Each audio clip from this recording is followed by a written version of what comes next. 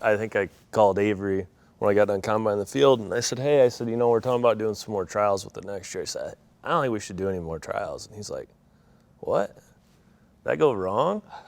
I said, no, I'll just take all the short corn myself. Oh, cool. I love that. The Intersect.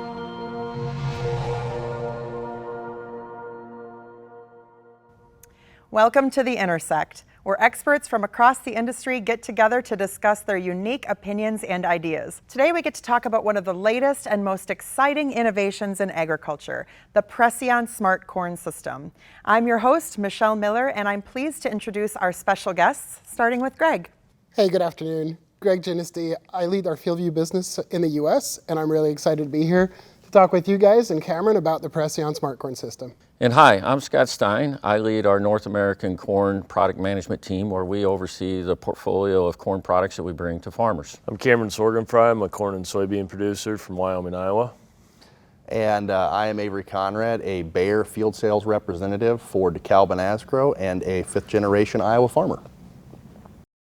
Great. Well, we'll go ahead and just start off with something very basic here. Tell us a little bit about the history of short stature corn.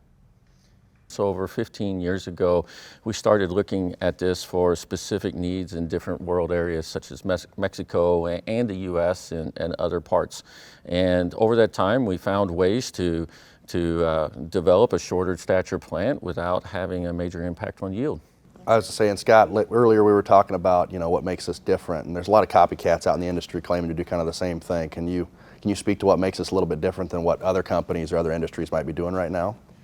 Yeah, ultimately the idea of shortening corn isn't new. We knew that if we lowered the ear height, that would create better benefits in terms of standability and access and so forth. And so this was an initiative that we saw value in. And so what made us different from how we went about it is we not only looked at traits and genes that exist in the environment or within the corn genome to try to help shorten up corn, but we also took a biotech approach to see if we could make it even better. And that's what we're doing within our research going forward. It's kind of cool because the first time I heard about short stature corn, I had never seen it, I had never heard about it, and I was like, well, how short it is. Is this a bonsai tree version of corn, right? And when you see it, I guess you're a little bit underwhelmed because it still stands really well, right? I mean, it's still a plant that is as high as you are. But then you start thinking about the benefits. You start seeing some of the images that we've seen this year with some of the derechos, the wind events, and how it stays up. It stays up a lot more than the normal tall corn, right? And then you start seeing a ground rig just sitting in that field. And with those booms like sitting above it. And that's where you start realizing the power and the benefit that this new technology brings. Yeah. And so we utilized our science and technology that we had, where we identified technology that could shorten corn, but then utilized our molecular breeding and all of our science to be able to pinpoint the trait and to be able to incorporate that into our germplasm. So we're not bringing all of the other prehistoric germplasm that surrounds that trait into our modern hybrids. And so that's what makes, I think, ours different. We're able to isolate the trait and put it into elite germplasm to deliver the benefit and the yield that farmers are looking for. And the future of it, we started getting into this growing season and we're getting ready to plant it, and I'm just doing some research of my own on it. And the last massive change that allowed us to do kind of the things that we're doing now is kind of the advent of hybrid corn and going from 36-inch plus row corn now down to 30-inch row corn because of this hybrid corn. Populations of 8,000 to 12,000 to hybrid corn being planted at 30 to 35, 36,000, and now this changing it so you can plant it at 36,000 plus. Your 40,000 plus plants per acre, which is more kernels per acre, more ears per acre, which is more bushels per acre. And I didn't really need to, the whole summer I'm talking to people about it, and they're, what do you want to see about it? Does it yield more? Is it going to yield more? And I said, this year, to be honest with you, I didn't really care if it yielded more. I needed to see it stand, and I needed to see it yield just as well as everything else out in that field. If it did that, that's awesome. We're not putting any more fertilizer out there. We're not changing a lot of our production plans this year. That's kind of the future of it as we move forward in years to come, and through Climate with my Climate Enablement Manager, Aaron Ray. Here in the future, this next year, we're going to start pushing that upper 300 bushel yield echelon. We're going to try to get past what we've traditionally raised, and You know, it was to get past 200 bushel corn, and now we're trying to get past 250 plus bushel corn. And what's it going to take to do that? It's more ears per acre, more kernels per acre, which is more bushels per acre. But to your point, Avery, I mean, when you talked about the advent of hybrid corn, and Scott, when was that in the U.S.? Back in the 1930s, really. 1930. So I mean, imagine it's a step change. It's a new cropping system if you think about it that way, with the different population densities. A lot of the farmers today, I mean, Cameron, you know, the 1930s, that's something, you know, previous generations on the farm have gone through, not that you have gone through, right? So it is so important to look at it as a new technology that's going to take some new habits, some new behaviors, and a whole new learning curve about how do we get the most out of this new technology. And Cameron, what were you looking to see out of it when you planted it back this spring? Looking to see something that would, you know, keep up, and hopefully it's going to be the next ticket. I mean, I do believe after growing it, you know, we had it across 80 acres. We had it in 7 acres worth of FTM plots. We had it in our MD plots. We got a lot of looks at it on a few different hybrids. And we're all looking for that next thing. You know, we want to break that 300 barrier consistently, and we're going to have to increase densities. And I think this is what can do it for us. And the coolest part about this year, walking it, being a part of it, this year where we were at in Eastern Iowa wasn't exactly an ideal year. You know, there's a lot of questions as far as canopy, leaf matter, stalk structure, and things like that. And we had not a lot of moisture in Eastern Iowa this year. So we were worried about ear placement. Was it going to be too low to the ground? That's a lot of questions that we get. Am I going to be able to pull it in the head? Are we going to have to change corn heads in the future? Am I going to need bigger, better tires? And it went phenomenal. If there was a year for it to fail, in my opinion, it would have been this year. Where we are in our part of the world, I know there's parts of the country that got plenty of rain and had wind too, and it was, you know, they kind of saw a different advantage of it out there this year. But Yeah, that was really going to be my next question, is about the success of it, right? So how long has this been available to growers, or has it become taken off in terms of popularity? Or tell me a little bit more about the success of it. Yeah, no, it's part of our strategy. Farmers have a system to growing corn today, but that's built off of trying to manage a crop that can get up to 15 feet tall, right? So managing a crop that's 5 to 7 feet tall gives you a lot of different opportunities of how to grow that corn and grow it differently, right? You can do it the same way you do tall corn, but there's some advantages that you can deploy in growing something that's 5 to 7 feet tall that gives you the ability to push populations and drive yield through that. The accessibility that the short statured corn now allows you to do more things potentially in season, which then can change up your fertility system and can change up your crop protection system. So we want farmers the opportunity to experience that broadly before we go broad on a large number of acres. So we are in a pre-commercial state right now. In 2023, we're looking to move to a targeted introduction in 2024. We'll see how growers adopt and take on the technology and make it their own with the system benefits that it offers. And then we expect by mid to late decade that we'll be on quite a few acres with the short stature technology, and the farmers will adopt it with that in mind. Yeah, because traditionally, I guess the reason why you guys kind of came out with Preceon is to manage some of the weather issues, right? How would you say that farmers are traditionally managing it before you guys decided to come out with the Preceon? Yeah, so like I said, every farmer has a system to growing corn, and they're trying to protect against risks, right? Weather risks that can cause greensnap and lodging, risk of getting the nutrients on in time or not getting them on in time, managing the weeds, etc., managing the diseases, right? So they're all building a system to manage that within tall. So that, like I said, that can change. You can make changes to that system with the short-statured hybrids in the Preceon Smart Corn System. So that's where we get to, the benefits of Preceon are really around first of all, the protection against the lodging and the greensnap that exists with Mother Nature and growing tall corn, the accessibility that the technology offers throughout the season. So now you can get your your traditional ground rig sprayer across the field, across pretty well the whole season. And then likewise, the yield potential that it gives you because of the different aspects of pushing population, managing density, managing fertility to a higher level, you can get to I think a better outcome to try to reach those 300 bushel yields and more.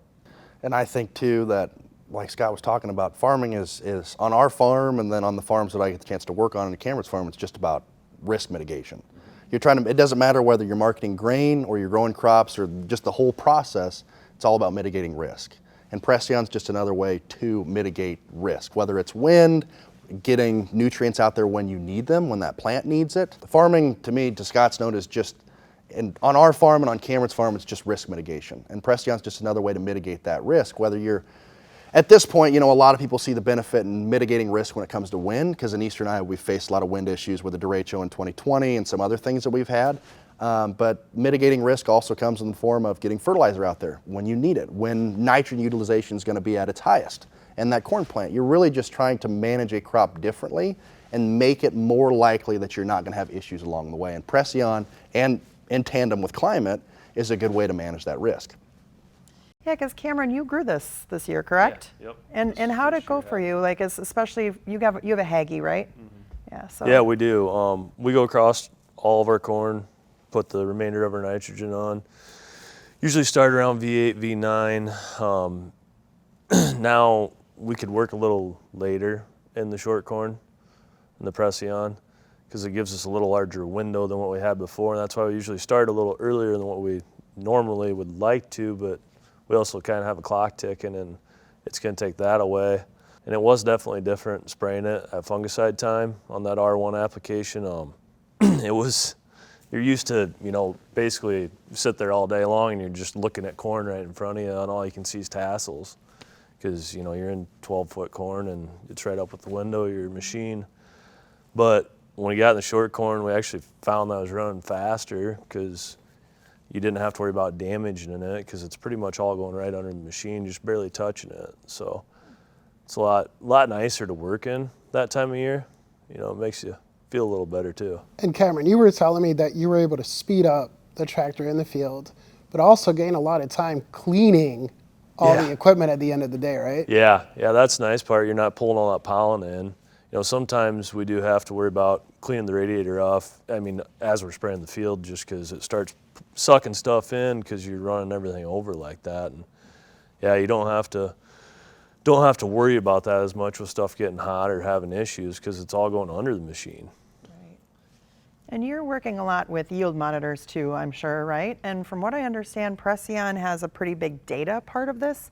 Do you want to speak to us a little bit more about the data and the FieldView part of Preceon? Yeah, I can. And we've been calling it the Preceon Smart Corn System. And people are like, well, what's smart about corn, right? Well, the Smart Corn System is that integration with FieldView and our digital ag platform, along with the Preceon short stature corn. There's different reasons why we've thought about this integration of these two platforms together. We were talking about bringing game-changing technology to the market. It's really enabling to start making those recommendations. So Preceon, we can go with higher densities.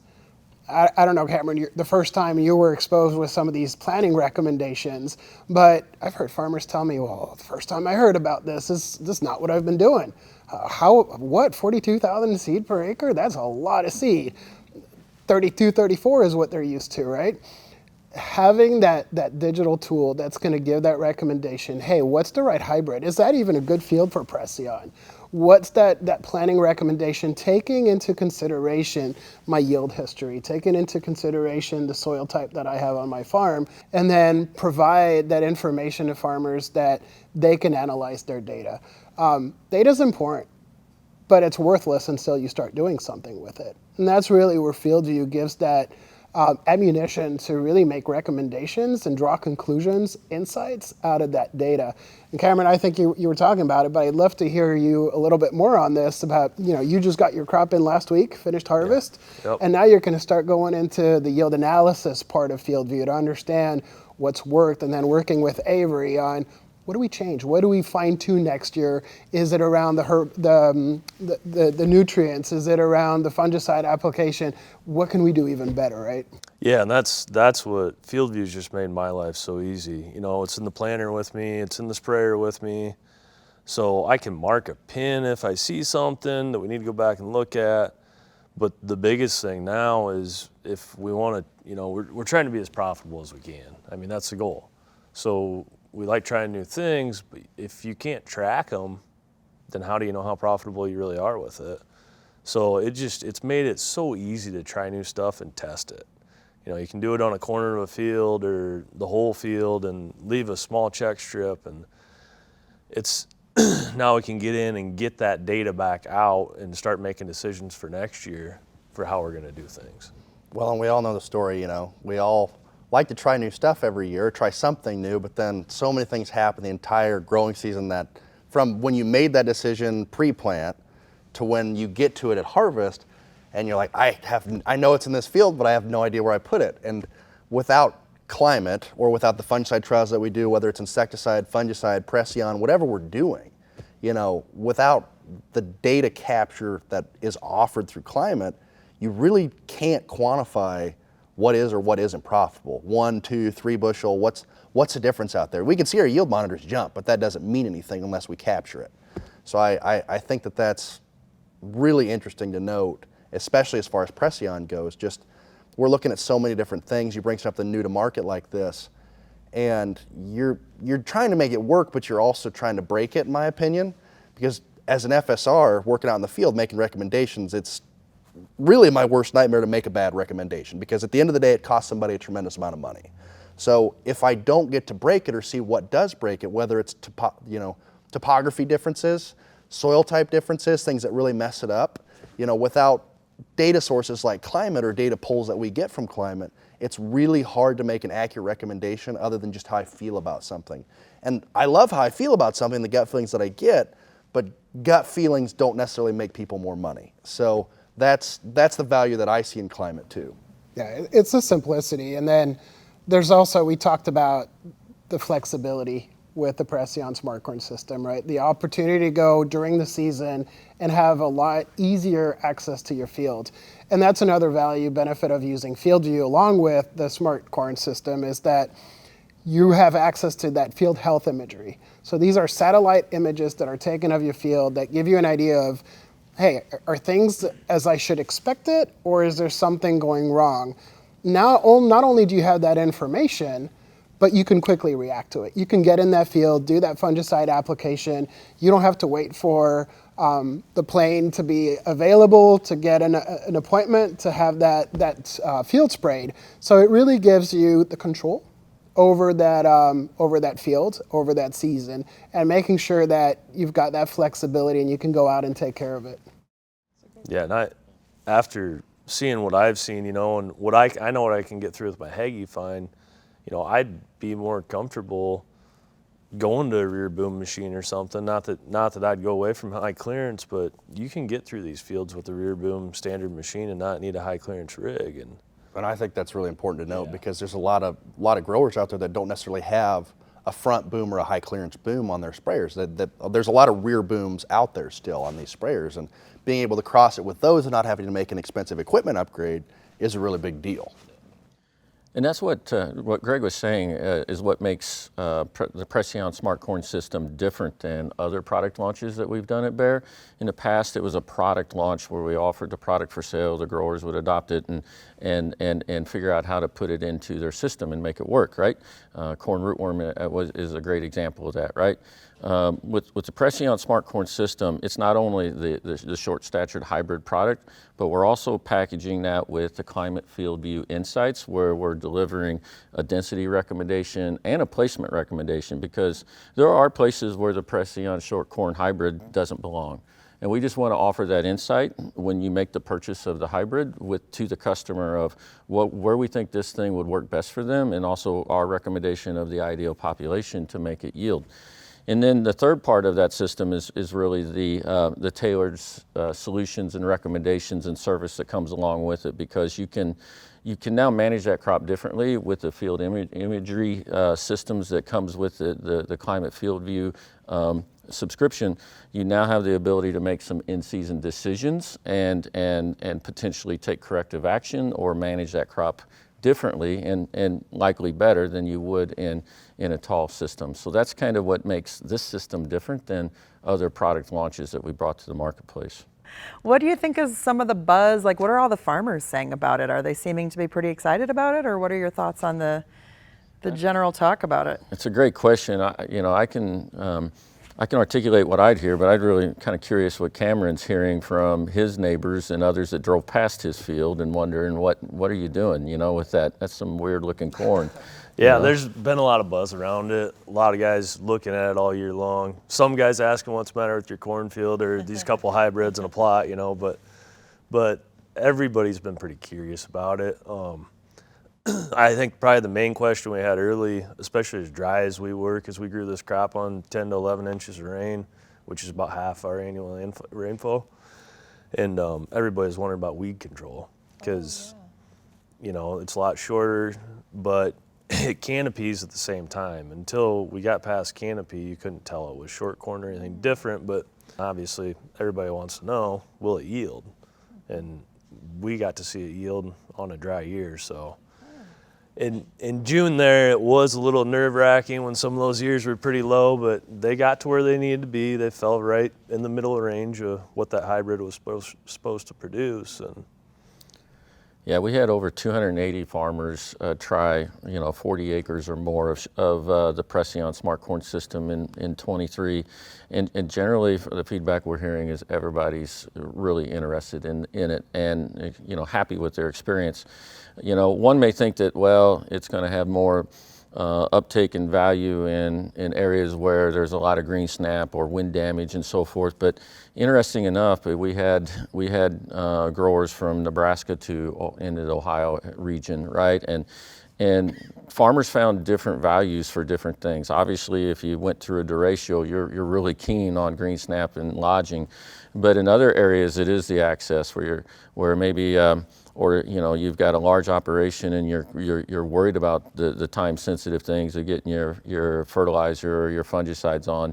This opens up a window to get more work done faster, and the groundbreaker growers that we had in 23 are recognizing that. And we're working on silage too. That's another thing that we didn't really think about. In eastern Iowa, we grow a lot of grain corn, but as you move to the northeast corner of Iowa and into Wisconsin, you get into dairy country. Well, guys up there are super curious about what's it going to do for silage. It's shorter, so I should have less, right? Well, the vegetative matter is actually very similar, and digestibility might actually be better, but we're testing that. We're going to see if that does work out. We're actually going to do a groundbreaker next year that is going to do a silage trial. So we're going to try to see how that works. That would be really interesting. Yeah, if the leaves are thicker or bigger. Yeah. I'm curious how you guys actually physically developed it, right? Like we hear about transgenic or RNAi, or how did you guys do it from a science-based perspective? And the other question I had as far as the developing of it, does it change the maturity date? Is it the 100-day corn, or is it, because it's shorter, does it mature quicker? To answer that question, it's corn. It's just shorter corn. So there's nothing different about this plant other than the fact that it is shorter. And to your other question about how did we develop it, our scientists look for unique genes within the corn germplasm for all different types of traits. And ultimately, this trait has been identified, and what's been unique about Bear Crop Science is we were able to use our science and technology to isolate it, incorporate it into our elite germplasm, and bring it forward. That's not easy to do, but we have the systems and the expertise and the scientists to be able to figure that out and bring it into modern day hybrids. But Avery, I wanted to ask you, Cameron, from what you explained to me from your operation, you seem to be a pretty progressive farmer, and you've shared with me that you've been using FieldView pretty much since it came out, right? Yeah, But yeah. but when you think about the different farmers that you had work through this groundbreaker, touch Preceon for the first time, did you get different reactions from different types of farmers? Farmer that's more seasoned farmer that's been doing something very similar that maybe has a less technology on their farm. How was their reaction to Preceon the first time they heard about it? Absolutely. I can think of a very specific farm that I got to work with this last year where our climate enablement manager, Aaron Ray, took a very active approach in helping manage the data side of that, cleaning up their climate account and working with them directly. And the way that they used the data on their farm this year, especially to track climate, but to track multiple fields and do raw comparisons against competitors, was massive. And it actually helped very much grow our business with that customer because they saw the value not only in the germplasm, but in the support and service that we offered too. We're not just coming out to the farm to offer seed, sell it, and then disappear. We're coming back multiple times throughout the entire year, and we're helping you capture that data and summarizing it for you. And it's not just me coming out there, it's not just whoever your authorized dealer is. It's Aaron Ray, our climate enablement manager, it's our technical agronomist, it's me, and it's everyone else around you. We have a whole team of people trying to make you as profitable as you can be. And from a guy who wasn't utilizing a ton of data before, wasn't trying to really capture it, their climate account was kind of messy, it's like, do I really see the value in it? To this year being like, oh my gosh, this is one of the most important things on our farm, was a huge deal. And it's not just about Preceon, right? FieldView is actually helping on that farm, whether it's their corn, whether it's their soybean. It really helps every acre on that farm in terms of those better decisions that it enables. Yeah, because I mean, it's on your phone, it's on your iPad, it's at your fingertips. How many acres of corn do we got sprayed? You pull it up, you can look at it. You get done at the end of the year. Dad asks, well, how many bushels of corn do I have left to sell? How many bushels do I have? All the data's right there, and that's really the beauty of it. It's just so simple, and once you start using it and get familiar with it, it's easy to use too. It's not terribly tough to figure out. I write all of our own recs every year, all of our own prescriptions for planting every year with it.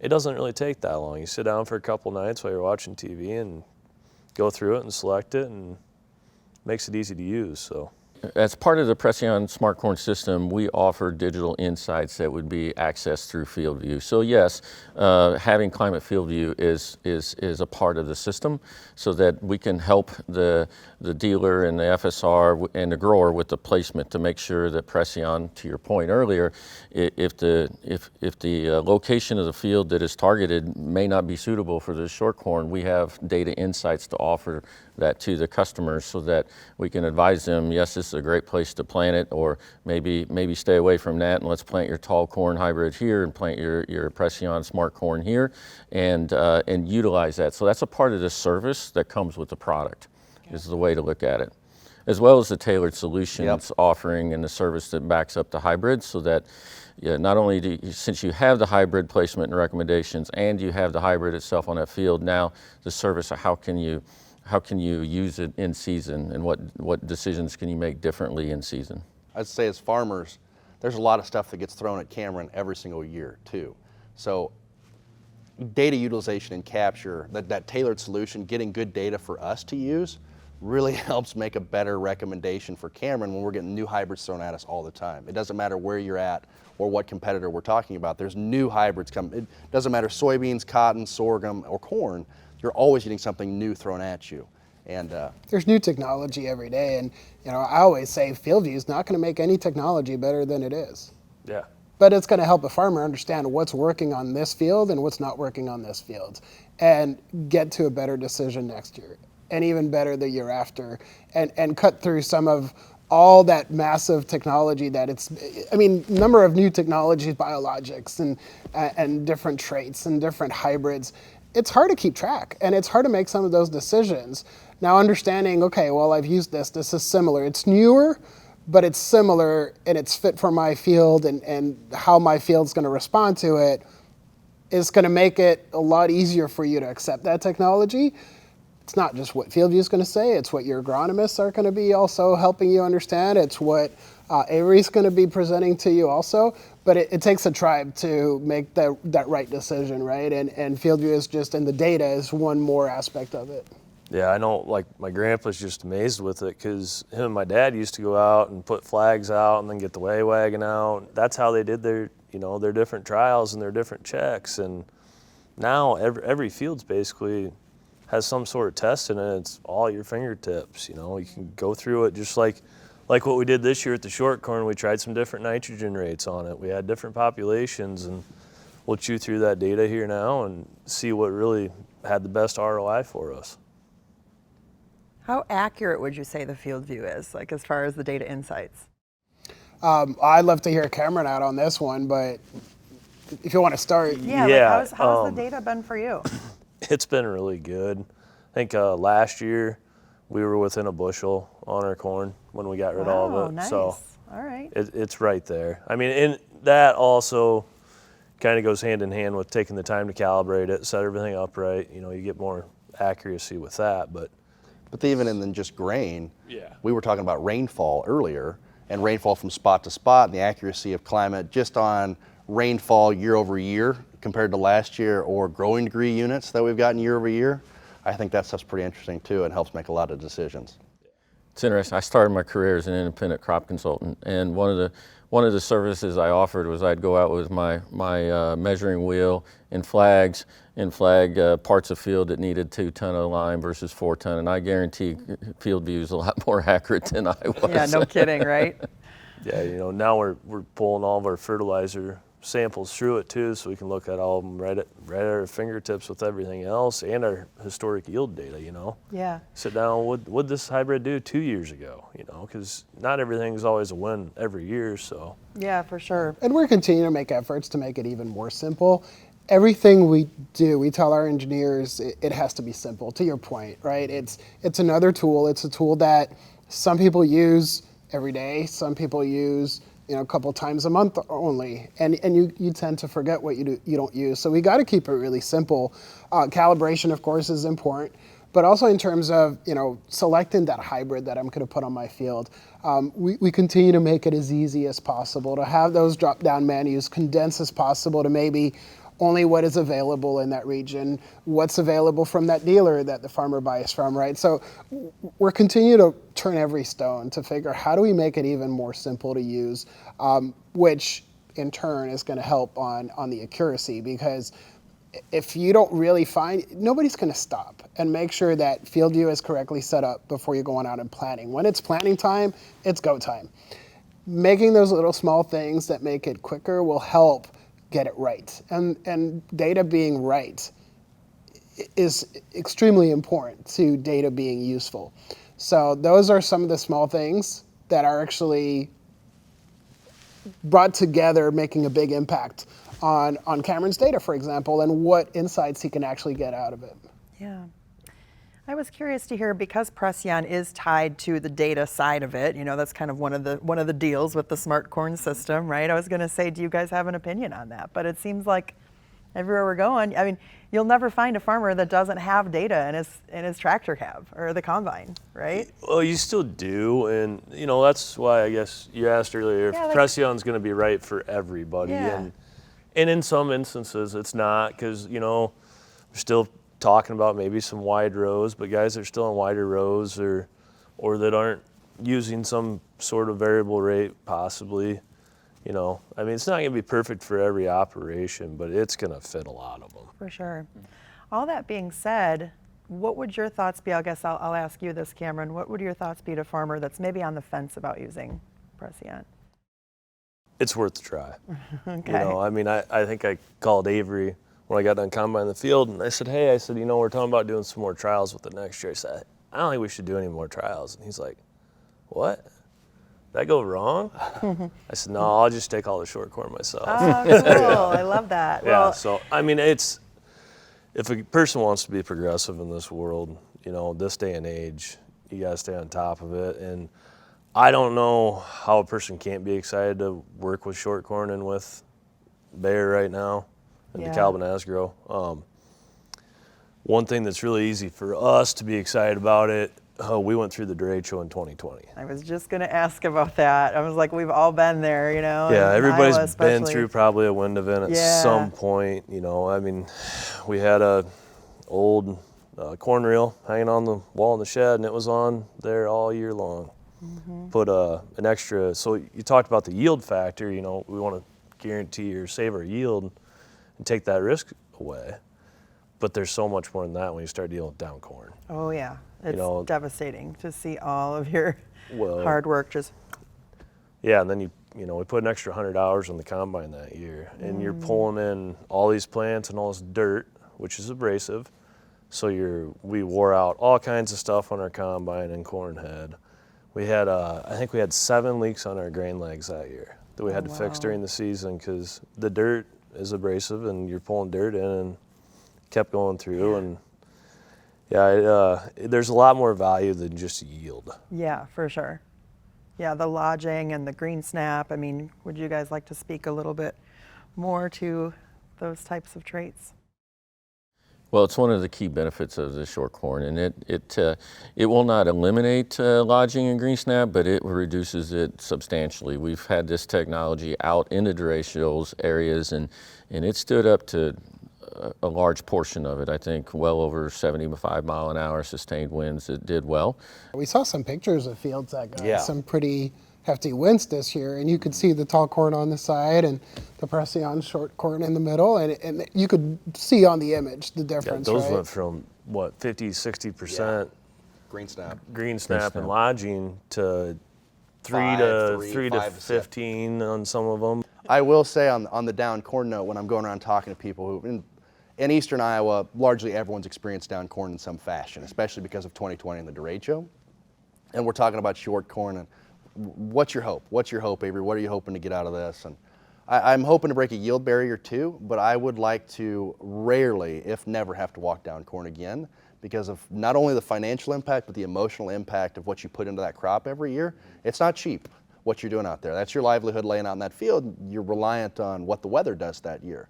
So if we can keep that crop standing and I don't have to walk out to another field of somebody that had corn go down, it's a very good day as a field sales representative for Bayer. How would you follow up with that?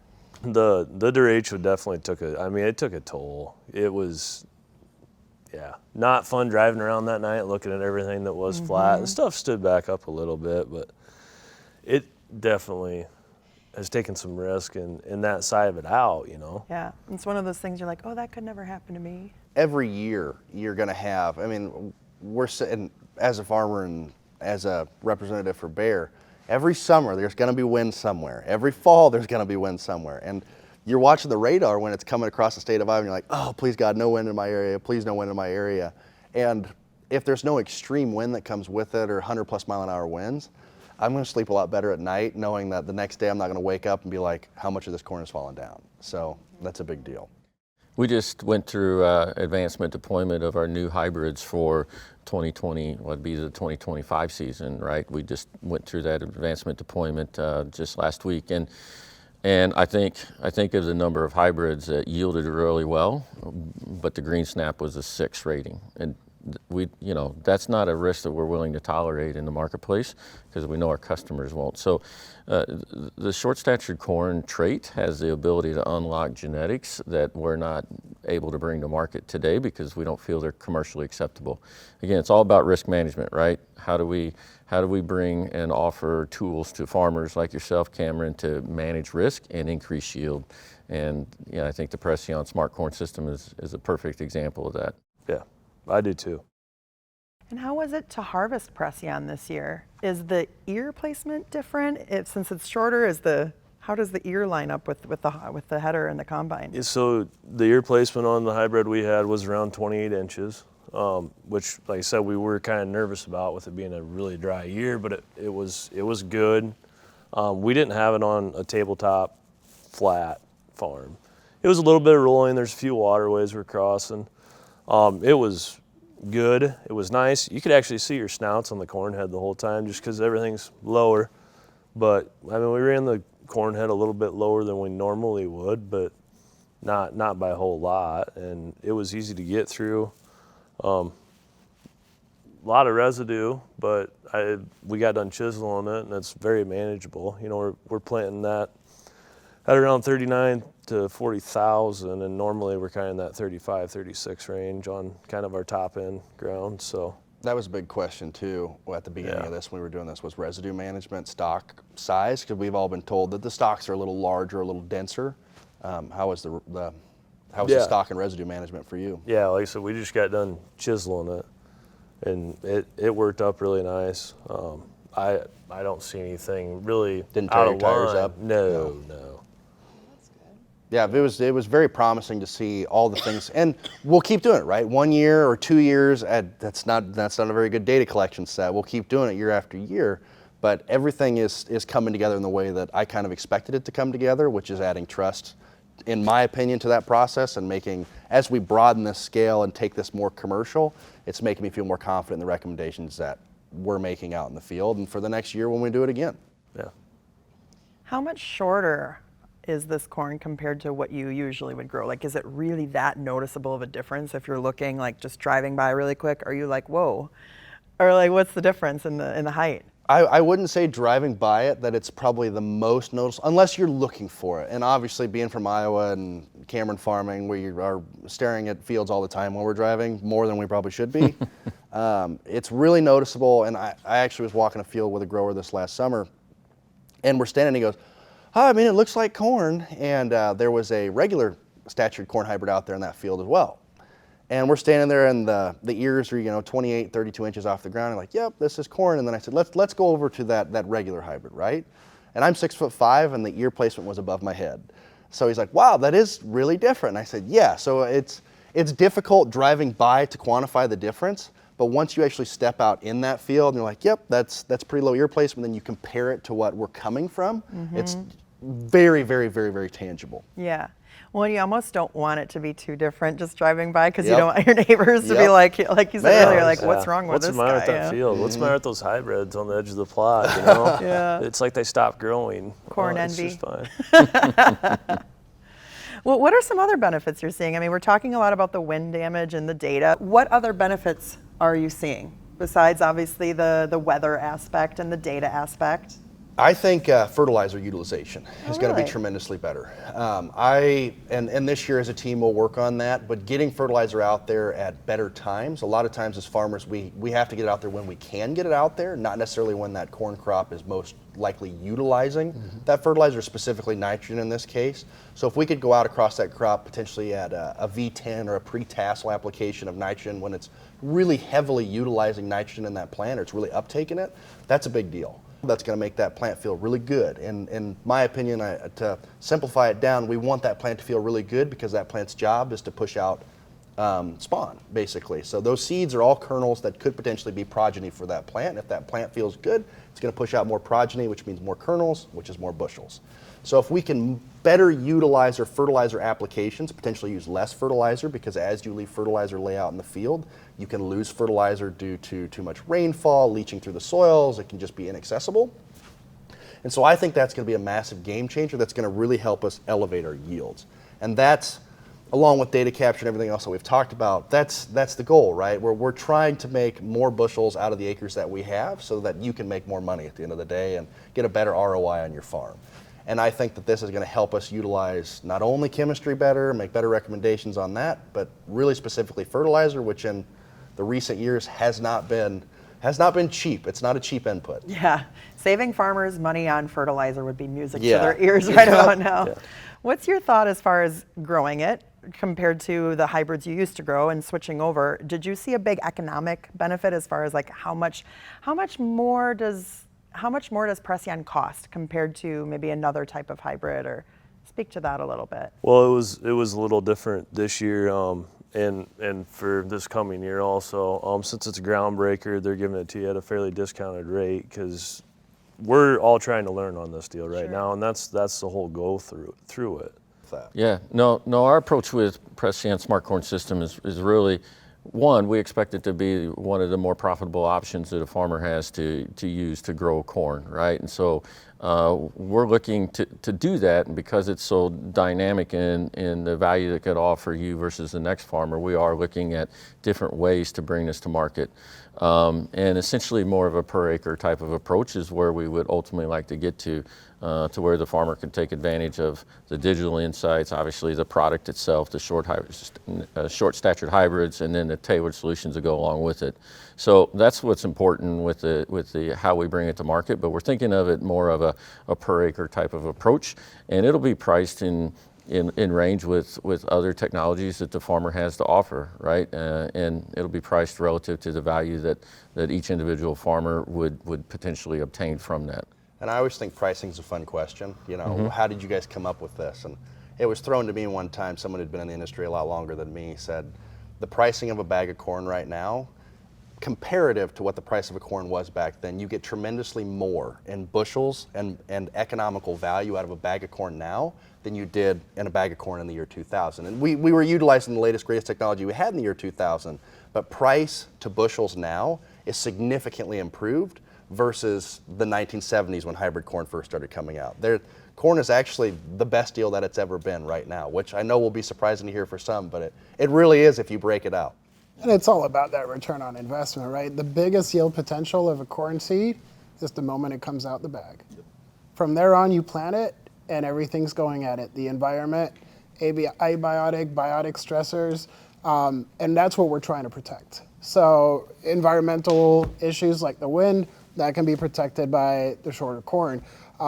We were talking about the nitrogen utilization, but it's also, you know, we've got tar spot, for example, is a great example, where tar spot's been developing quite a lot in the Midwest, and being able to go into the field and do that late fungicide application if you need to protect that corn plant is a huge benefit for farmers, which again is going to bring some of that additional yield potential to that plant. Yeah, and thinking about too, like the different types of planters. Now they've got the high-speed planters, and then they've got the no-till planters, and then you're like, But have you had any success stories? Like, have you worked with farmers that are saying, well, you know, we did the higher density, it worked with our no-till, it worked with our high-speed? Speak to that a little bit. Yeah, so maybe not only a Preceon story, but in general, we do provide some density recommendations to FieldView for even non-Preceon hybrids. And a lot of time the science models provide higher density recommendations than what farmers are used to doing. And we get a lot of feedback on that to say, well, your science model must be wrong because it's telling me to plant at 38, 39,000, and I've never done that. And there's a whole conversation that has to take place, right? And we've even had to build some tools that with a little slider so that people feel a little bit more comfortable and they enter, hey, how much did I plant last year? And the science model will take that into consideration of what are you comfortable with planting so that we ease them into planting more rather than go directly from a 34 to a 39, right? But the feedback comes back and it's like, wow, I'm glad I tried it. I'm glad I tried it because I got more out of this acre than I thought I could, and this is something that I'll do again next year. You know, a farmer only gets, what, 40 trials at this. 40 chances, it's the book. and everyone matters, right? So the more we can help them decide to make some of these different changes in practices that are gonna help them be even better at what they do well is a win for them, it's a win for us. And I think that population note is really important. I think that's really important to talk about because that's a big sticking point for a lot of growers. If you go back to, like you said, in the 30s and 40s, planting at 8 to 12,000, if you planted it more than that, you had plants without an ear on it, lodging, stock lodging, same thing now. You're planting at 32 to 34,000 plants per acre. If you go to 38,000 plants per acre on a lot of taller statured corn, you're going to experience the same kinds of things. So there has been data that's tried to do that, and it's found this ideal window of 30 to 36,000 in a lot of cases for these guys to plant their populations at. And to go out there now and to say, hey, you need to do 42, 43,000 plants per acre, they're like, whoa, whoa, whoa, whoa, whoa. Last time anyone tried that, it all fell down and the ears were tiny and it didn't work out for us. Well, using climate and doing some population trials, we've been able to show the value and why we're bumping up the populations. We'll go from 36,000 all the way up to 44,000 and try to see where does that yield peak? Where are we hitting our best ROI in that field? Because we don't want you to plant a useless amount of seed. If 48,000 seeds per acre is too much, we don't want you to plant that many seeds per acre. We want you to plant the profitable amount. And so we do a lot with capture on that, trying to find out where that ideal population is and showing you that and then bringing it out to you, because we don't want you to blindly follow us at the same time. We want to show you data that we've actually practiced and used and maybe used on your farm, or Cameron doing trials all the time and doing those population trials to show you the value on your farm of running those populations a little bit higher. Now, what about farmers working with their agronomists? How would that help that relationship? Yeah, between the Climate FieldView insights and the tailored solutions that come along with those insights, the agronomists will be one of the key deliverables and the key service providers to help offer advice to the farmer on what decisions they want to make in season. So Cameron, I don't know how you want to talk about how you go about making decisions in season with the short-statured corn, but what did you do with your crop? So we put part of our nitrogen on with our planter. And then we came back with the rest of our nitrogen, and we actually saved that field for last because we knew we could get out there a little later. And we can run up to probably 6-foot corn, put nitrogen on if we have to, or even a little bit taller.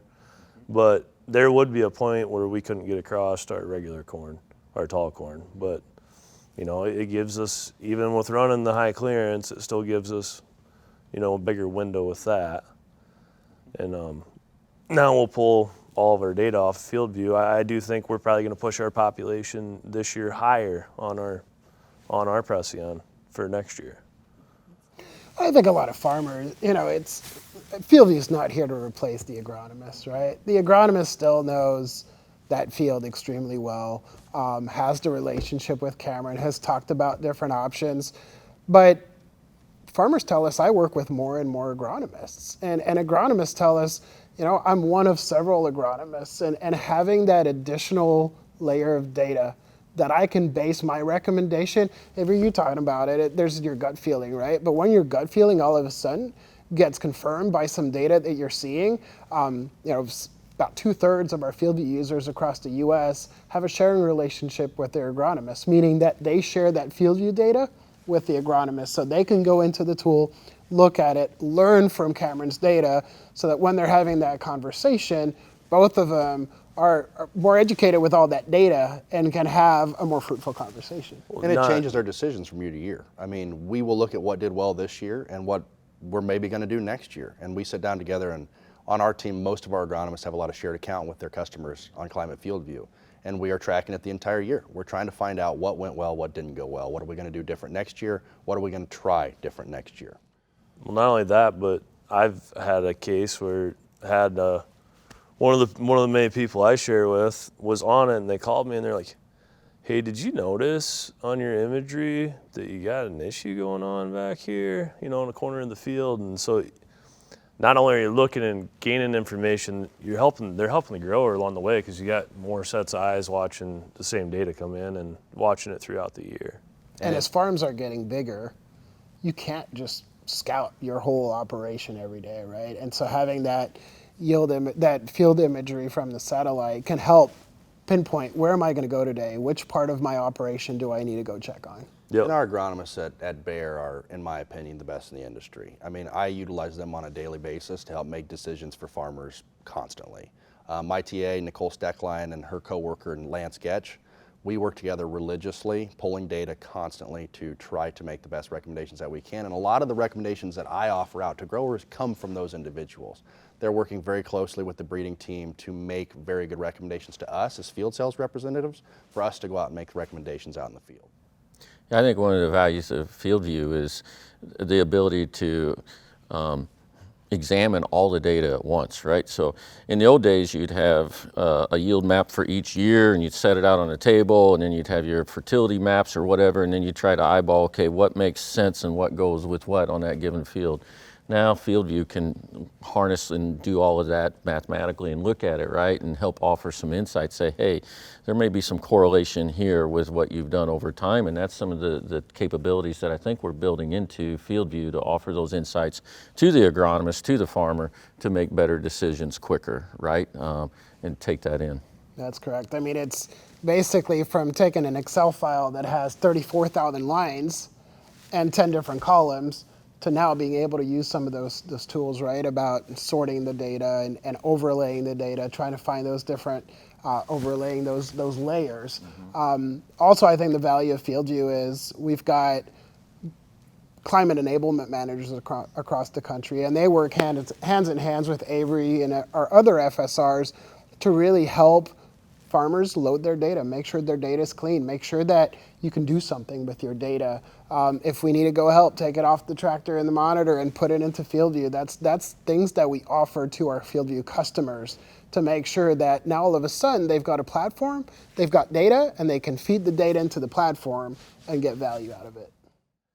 And it's funny you say that. Actually, I was combining this fall.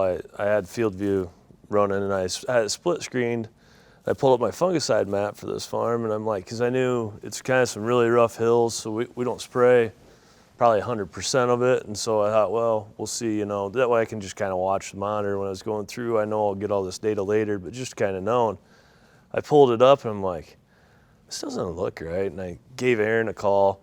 Well, when I left that field, I didn't switch fields when I was spraying, and I sprayed another field on the same field. So there was like 2 maps on the same one. I'm like, Aaron, you got to help me out here. And he's like, I can take care of it. So, text me about a half hour later. He's like, just restart everything. It'll go back to the correct field, and it's not a big deal. So, I mean, even if you mess up, things are still fixable, and they're just a phone call away. And our climate enablement managers are very, very, very good people. Along with the agronomy team, I'm blessed to work with a lot of very intelligent, very, very competent individuals who make my life and Cameron's life a lot easier every day. How long have the trials been going on with Preceon? We've been doing field trials for about the last 5 years here in the U.S., but then in 2023, this past year was the first year we went to large-scale field trials with 40-acre trials for farmers to really get a chance to see how it works on a large scale, right? And try to understand some of those interactions that can happen. So we expect it to, we expect to continue to test and learn over the next few years, and then really begin to scale up much larger towards the end of the decade. And our research farm, they're all equipped with FieldView, right? So those last 5 years that we've been testing it also internally, all that data also has been participating to being able to fine tune these recommendations and learn from the system. Very cool. You think this is the future of corn? I do. I absolutely think this is the future of growing corn in America. I think it's a very natural solution to a very, I wouldn't even call it a complicated problem, a very simple problem that we've had for a long time. I mean, they did the same thing with wheat. Once upon a time, they dwarfed it. It's kind of like an invention that somebody comes up with, and you're like, man, why didn't we come up with that sooner? It's a very practical solution to a problem that we have, and it's going to solve a lot of solutions on a lot of farms and just make everyone's lives a little bit easier. So 5, 10, 15 years down the road, I think that this is going to cover millions of acres, and I think that I will spend a lot of time in short corn fields. I compare this, and I'm young enough that I wasn't really a part of it, but the advent of glyphosate-resistant crops, I think this is going to be similar to something like that. For sure. It'll be curious. I love the dwarf Yeah. wheat. That's a great analogy. And I'll be really curious to see what other crops are going to become more like this, like more data driven. And that's the end of the day. We have unpredictable weather. If climate change, whether we're getting more storms, whether it's, more drought or more flooding, we always have to be looking at this technology. So that's exciting. Got more extreme weather patterns. Labor is more and more of an issue on the farm. So yeah, technologies that help alleviate some of these problems are definitely going to be technologies that are going to be taken on more on the farm more quickly, for sure. And I do too. I mean, I expect that we'll see it on a broad amount of our acres here when it gets commercialized and comes out. It's not going to be right for every one of our acres, but it's going to be right for most of them. The excitement that we hear from growers and his friends and just people in the community is really encouraging. It's really cool to go out and have people genuinely curious and asking you questions about what you're working on and what you're coming up with at Bayer. It's actually kind of humbling to be a part of that. You go out and people are very, very curious about this change, and they want it to work. And if we can make it work, it's going to be a very big deal, and there's going to be a lot of people that want to be a part of it. Yeah, clearly we're excited about the launch of Preceon Smart Corn System, but what makes this launch different is the fact, one, it's going to be farmer tested.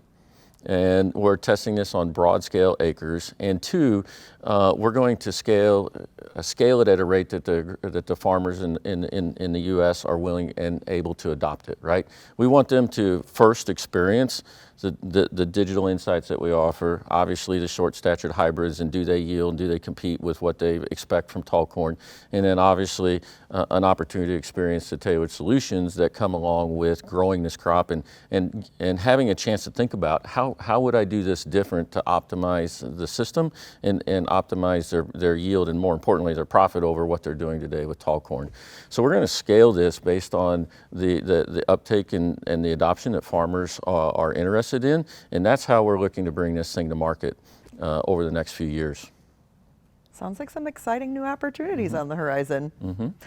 Well, thank you guys again so much for joining us here today. This has been a very enlightening discussion about the Preceon Smart Corn System that's really going to change the landscape for corn growers. So once again, thanks so much for being here on The Intersect. The Intersect, brought to you by Bayer.